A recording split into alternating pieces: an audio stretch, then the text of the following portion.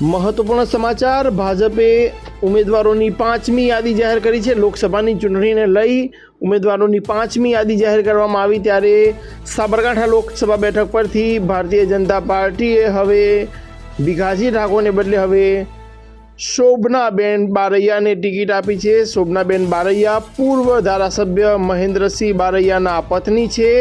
તેઓ પ્રાંતિજના રહેવાસી છે ત્યારે હવે તેમની સાબરકાંઠા લોકસભા બેઠક પરથી તેમને ભારતીય જનતા પાર્ટીએ ઉમેદવાર બનાવ્યા છે।